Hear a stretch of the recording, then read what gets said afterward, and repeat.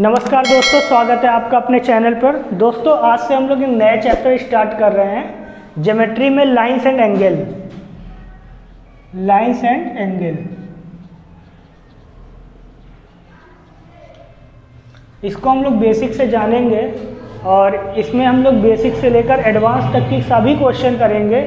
जितने भी competitive exam है जहाँ पर भी पूछे जाते हैं उन सब के प्रीवियस ईयर क्वेश्चन भी डिस्कस करेंगे और बुक्स के भी क्वेश्चन डिस्कस करेंगे। सबसे पहले जानने के लिए हमें पता होना चाहिए बिंदु। बिंदु क्या होता है, रेखा क्या होती है और कोण क्या होता है, जो कि बेसिक पॉइंट है जो आपको पता होने चाहिए। बिंदु, रेखा और पॉइंट। कोण, बिंदु को बोलेंगे पॉइंट, रेखा को लाइन, कोण को एंगल। बिंदु के लिए अगर हम डेफिनेशन की बात करें तो बिंदु क्या होता है, अगर मान लीजिए हमने ये एक डॉट खींच दिया यहाँ पर, तो इसे हम क्या बोलेंगे, बिंदु या पॉइंट। बिंदु की कोई लंबाई, चौड़ाई और मोटाई नहीं होती है, मतलब इसे हम एक तरीके से बोल सकते हैं बिंदु एक विमाहीन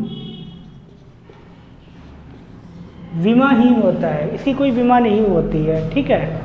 या दूसरी डेफिनेशन हम बोल सकते हैं कि बिंदु क्या होता है, तो बिंदु एक सर्किल है जिसकी कोई त्रिज्या नहीं है, ठीक है, कोई भी त्रिज्या ना हो, उसे हम बोल देते हैं बिंदु। फिर हम लोग आते हैं रेखा। रेखा क्या होता है, अगर हम दो बिंदु ले लेते हैं और उनको मिलाते हुए मिला दें हम, तो एक रेखा का निर्माण होता है, ठीक है। दो बिंदुओं को मिला दें तो एक रेखा का निर्माण होता है। अगर हम बोले इनफाइनाइट बिंदु है, यहाँ पर क्या है, इनफाइनाइट बिंदु है, तो रेखा का निर्माण जो हो रहा है इनफाइनाइट बिंदुओं से होता है, बिंदुओं को मिलाने से होता है, या दो बिंदुओं को मिलाने से एक रेखा का निर्माण होता है। दो बिंदुओं को मिलाने से एक रेखा का निर्माण होता है, ठीक है। इनफाइनाइट बिंदुओं को मिलाएंगे तो ये जो रेखा है इसका कोई छोर नहीं होता है, दोनों तरफ क्या है, कोई छोर नहीं है, ये इनफाइनाइट में जाएगा, ठीक। फिर इसके बाद आते हैं कोण। कोण क्या होता है, दो रेखाएं ले लेते हैं जिनका एक शीर्ष कॉमन होता है, वहाँ पर कोण का निर्माण होता है। एक रेखा हमने ले ली AB, एक रेखा हमने ले ली AC, और दोनों A बिंदु पर मिल रहे हैं। A बिंदु ये क्या है, शीर्ष है, इसको हम शीर्ष बोलते हैं, शीर्ष बोलेंगे। तो यहाँ पर कोण का निर्माण होता है, ये कोण है, यहाँ पर कोण का निर्माण होता है। और AB और AC क्या हो जाएंगी, भुजाएं। ये क्या है, भुजाएं, ठीक। इतनी बात क्लियर हो गई होगी। आगे जानेंगे कि कोणों के प्रकार के बारे में जानेंगे। कोण के प्रकार, कोण कितने प्रकार के होते हैं, तो देखिए सबसे पहले आता है न्यून कोण। न्यून कोण जिसे हम बोलते हैं एक्यूट एंगल। एक्यूट एंगल, कोई कोण है थीटा, जैसे कोई कोण हमने मान लिया ये थीटा है, तो थीटा की जो वैल्यू होगी, थीटा की वैल्यू 0 डिग्री से बड़ी होनी चाहिए, 0 डिग्री से बड़ी, और 90 डिग्री से छोटी होनी चाहिए, 90 डिग्री से छोटी होनी चाहिए, तब ये एक एक्यूट एंगल का निर्माण होता है। जैसे ये एक एंगल है, मान लेते हैं ये 45 डिग्री का एंगल है, तो यहाँ पर थीटा की वैल्यू क्या है, 45 डिग्री, जो इस रेंज में आ रही है, तो इसका मतलब 45 डिग्री का जो एंगल है वो क्या है, न्यून कोण एंगल है। इसके बाद आता है समकोण, राइट एंगल।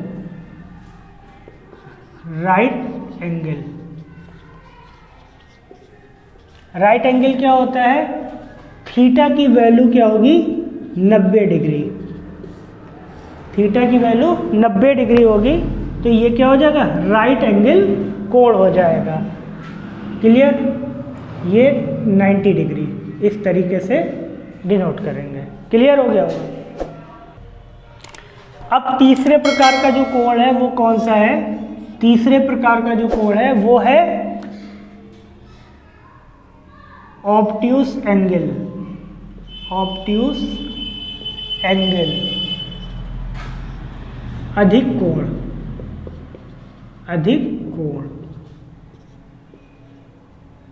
ठीक, ऑब्ट्यूस एंगल ये क्या होता है, जैसे मान लीजिए कोई एंगल थीटा है, तो जो थीटा की वैल्यू होगी वो 90 डिग्री से ज़्यादा होगी, 90 डिग्री से ज़्यादा होगी और 180 डिग्री से कम होगी, तब क्या होगा ऑब्ट्यूस एंगल या अधिक कोण।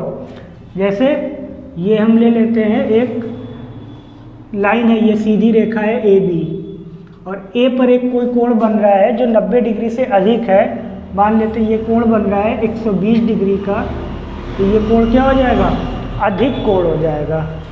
फिर दूसरा आता है हमारे पास, चौथा पॉइंट है सरल कोण, सरल कोण या straight angle, straight angle.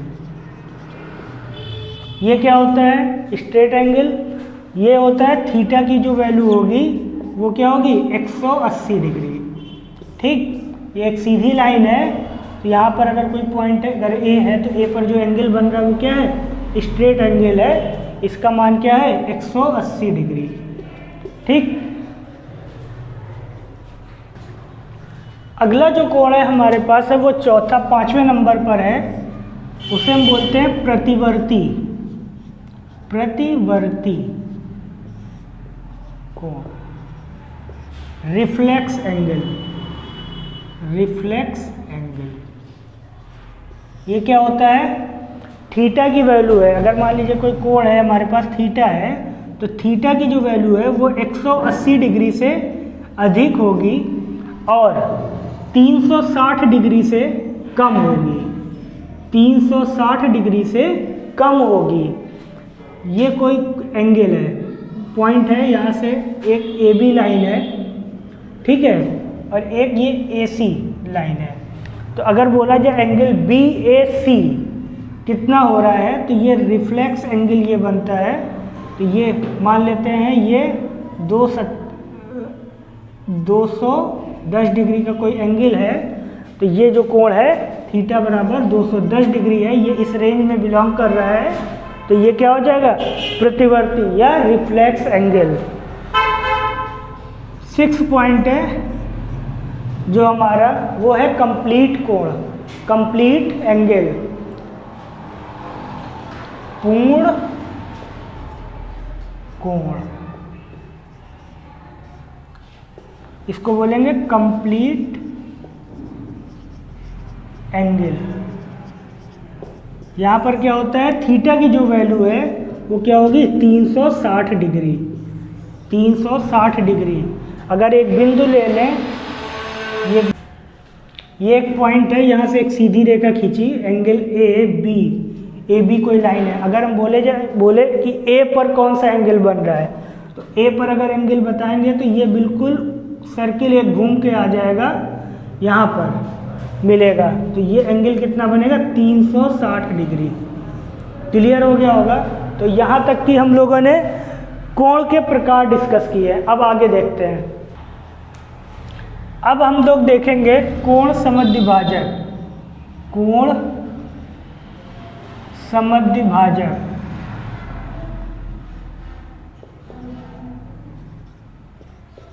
Angle bisector, angle bisector ये क्या होता है, मान लेते हैं कोई कोण दिया हुआ है हमारे पास ABC कोई कोण है, कोण है ABC। इसके एंगल बाइसेक्टर की अगर हम बात करेंगे तो B जो एंगल है हमारे पास, यहाँ पर एक B एंगल बन रहा है, बोल देंगे BD क्या है, एंगल का बाइसेक्टर है, एंगल बी का बाइसेक्टर है, ठीक है। तो यहाँ से जो ये BD भुजा निकलेगी, BD भुजा वो एंगल ABC को बराबर बराबर भागों में डिवाइड करेगी। इसका मतलब हुआ एंगल ABD, एंगल ABD कौन सा बनेगा, ये वाला एंगल, ये एंगल बनेगा, ठीक है। ये बराबर हो जाएगा एंगल DBC के, एंगल DBC के, ये दोनों एंगल क्या हो जाएंगे, बराबर हो जाएंगे। यही होता है एंगल बाइसेक्टर। इसका मतलब अगर ये 30 डिग्री है तो ये भी 30 डिग्री होगा, ठीक है, जब बोला जाएगा एंगल बाइसेक्टर। क्लियर, आगे देखते हैं। अब हम लोग देखते हैं कॉम्प्लीमेंट्री एंगल। कॉम्प्लीमेंट्री एंगल क्या होता है, पूरक कोण, पूरक कोण, ठीक। दूसरा होता है हम लोग जो देखेंगे उसे बोलते हैं संपूरक कोण, संपूरक कोण, इसे बोलेंगे सप्लीमेंट्री एंगल। पूरक कोण क्या है, कॉम्प्लीमेंट्री एंगल, कॉम्प्लीमेंट्री एंगल।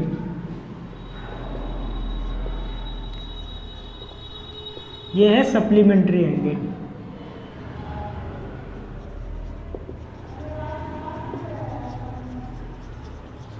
ठीक, यहाँ पर क्या है, मान लेते हैं हमारे पास दो एंगल दिए हुए हैं, एक थीटा है और एक अल्फा है, ठीक है। दो एंगल है तो दोनों का सम क्या हो जाएगा, थीटा प्लस अल्फा बराबर 90 डिग्री। ये क्या होता है, पूरक कोण। जैसे मान लेते हैं